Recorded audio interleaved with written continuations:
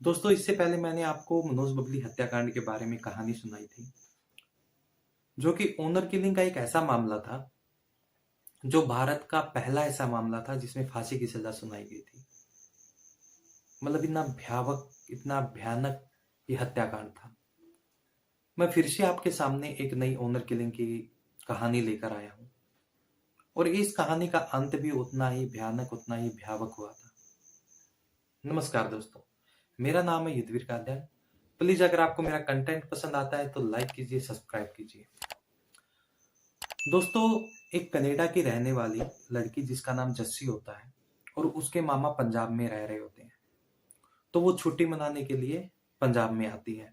ये घटना होती है 1995 की, और उसी टाइम इनकी मुलाकात होती है सुखबिंदर उर्फ मिट्ठू। सुखबिंदर जो कि एक कबड्डी खेलने वाला लड़का होता है, और एक रात जब वो कबड्डी खेल के आ रहा होता है, और उसी समय उसी टाइम जस्सी भी अपनी मम्मी के साथ कहीं से शॉपिंग करके आ रही होती है, तो दोनों की मुलाकात होती है ऑटो में।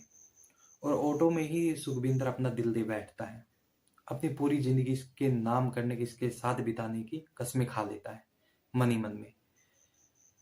फिर धीरे धीरे इन दोनों का इंट्रोडक्शन होता है, आपस में बातचीत होती है, और फिर एक दिन प्यार का इजहार हो जाता है। और जस्सी जैसे कनाडा से आई हुई होती है, तो उसके जाने का भी टाइम हो रहा होता है, हफ्ते दिन बाद। तो जाने से पहले जब वो मिट्ठू से मिलती है, तो वो मिट्ठू को बोलती है कि मुझे कनाडा नहीं जाना है, मैं तुम्हारे साथ यहीं पे खुश हूँ और मैं यहीं पे ही रहूंगी। ये बोल के वो पासपोर्ट फाड़ देती है।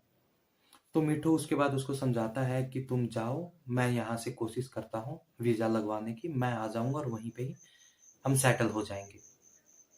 तो फिर हफ्ता दिन के बाद जब पासपोर्ट दूसरा बन के आता है, उसके बाद फिर ये वापिस कनाडा जाती है, और फिर वहां से ये इंतजार करती है मिट्ठू के आने का। और मिट्ठू यहाँ पे अपने डॉक्यूमेंट्स वगैरह बनवा के रेडी करवा लेता, पासपोर्ट बन जाता है। और फिर उसके बाद जब वीजा लगवाने का टाइम आता है, तो वीजा लगवाने में उसको बहुत सारी दिक्कतें आती हैं, तो इसलिए उसका वीजा नहीं लग पाता है किसी ना किसी कारण से। तो इसी दौरान इनकी बातें भी होती रहती हैं, फोन पे भी बात होती है, चिट्ठी पे भी होती है, पत्र पे भी। तो जैसे एक यहाँ पे एक दिलचस्प बात ये थी कि जो मिट्ठू होता है उसको अंग्रेजी पढ़नी लिखनी नहीं आती है, और जो जस्सी होती है उसको पंजाबी नहीं नहीं आती है। बोल सकती है लेकिन पढ़ नहीं सकती है, लिख नहीं सकती है। तो जो मिट्ठू होता है वो पंजाबी में लेटर लिखता है, और जो जस्सी होती है वो इंग्लिश में लिखती है। तो आपस में दोस्तों से ये पढ़वाते थे, मिट्ठू अपने दोस्तों से पढ़वाता था, जस्सी अपने फ्रेंड से पढ़वाती थी किसी से। तो धीरे धीरे ये बातें चलती रहती है, तो 2000 सन के आसपास ये बात आ जाती है, जब जस्सी के घर वाले उसकी शादी करने के लिए सोचते हैं, और वो बोलती है कि मैं पंजाब जाके शादी करवाऊंगी, तो वो घर वालों को पंजाब लेके आ जाती है। और इसी दौरान फिर वो मिट्ठू को बोलती है कि मेरे घर वाले लड़का देख रहे हैं शादी करवाने के लिए। तो फिर मिट्ठू बोलता है कि लड़का देख रहे हैं तो मैं कौन सा बुरा हूँ, मैं बात कर लेता हूँ तुम्हारे घर वालों से जाके।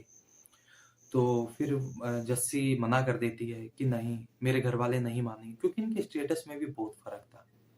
जो सुखविंदर है, मिट्ठू है, वो एक मीडियम फैमिली से आता था, मिडिल क्लास फैमिली से। और जो जस्सी थी वो काफी अमीर उनका बैकग्राउंड था, क्योंकि कनाडा में सेटल थे वहां पे, और वहीं से ही कारोबार भी चलता था। तो वो मना कर देती है कि मेरे घर वाले नहीं मानेंगे, हमें कहीं गुरुद्वारे में ही शादी करनी पड़ेगी। तो मिट्ठू और जस्सी गुरुद्वारे में शादी कर लेते हैं, और एक दो दिन बाद कोर्ट में भी अप्लाई कर देते हैं, और कोर्ट से भी इनको इनकी शादी को मंजूरी मिल जाती है। तो यहाँ से ये जस्सी सोचती है, जस्सी बोलती है मिट्ठू को कि मैं वहां पे जाती हूँ और वहां पे तुम्हारा वीजा लगवाती हूँ, क्योंकि अभी हम हस्बैंड वाइफ बन चुके हैं। तो ये यहाँ से सारे डॉक्यूमेंट्स वगैरह लेके वहां पे जाती है कनाडा।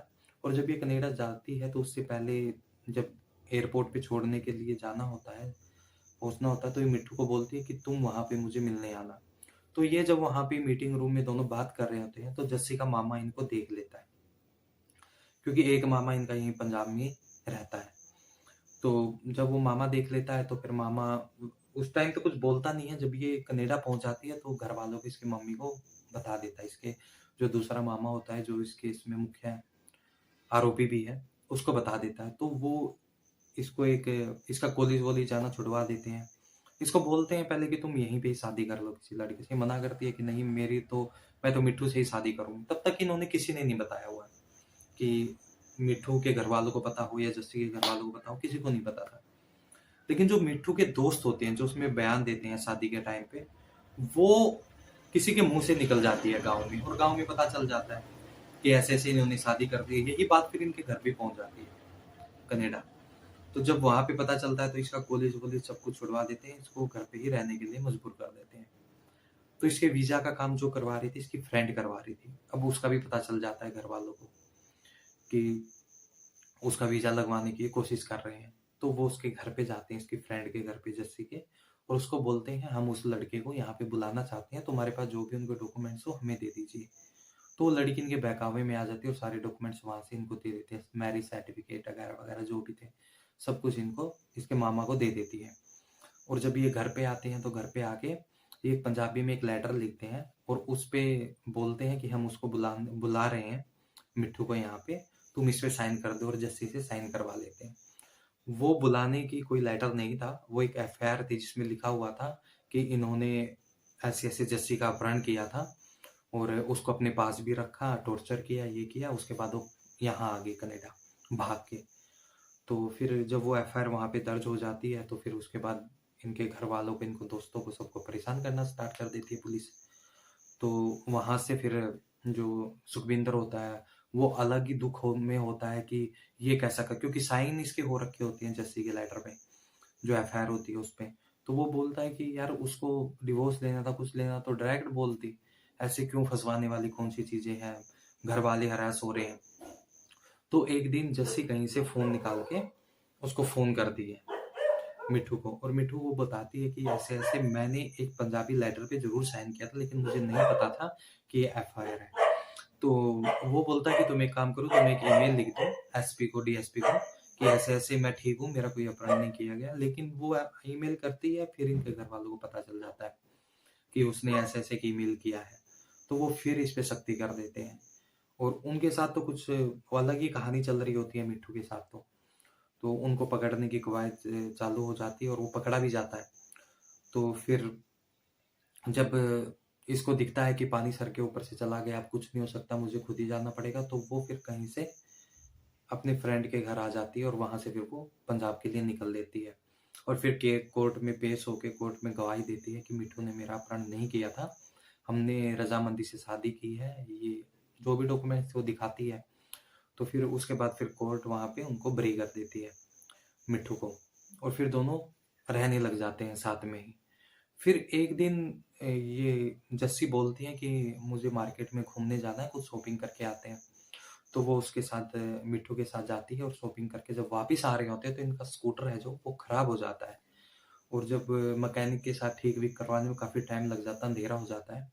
और जब ये अपने घर की तरफ आ रहे होते हैं तो तब वहां पे बाइक पे भी और गाड़ी में भी कुछ गुंडे आते हैं और वो इन पे हमला कर देते हैं। जब ये स्कूटर पे चला रहा होता है तो आगे से एक बंदा उसको सर पे मारने की कोशिश करता है मिट्ठू के, कुछ हॉकी या किसी चीज से, लकड़ी से। तो वो नीचे हो जाता है, तो वो जो लकड़ी होती है वो जाके उसको जस्सी को लग जाती है और वो स्कूटर से गिर जाती है। फिर ये भी गिर जाता है, मिट्ठू भी। और फिर मिट्ठू को जैसे ये गिरता है इसके ऊपर वो टूट पड़ते हैं और इसको मारते हैं, आड़ते हैं तलवारों से, डंडों से, इसको इतना मार देते हैं कि उनकी तरफ से मरा हुआ छोड़ के चले जाते हैं कि ये मर गया है। और फिर इसके पापा को फोन करते हैं, जस्सी के पापा को, कि ऐसे ऐसे हमने मिट्ठू को मार दिया है, अब जस्सी का बताओ क्या करना, तुम इसको कहाँ से लेने जाओगे।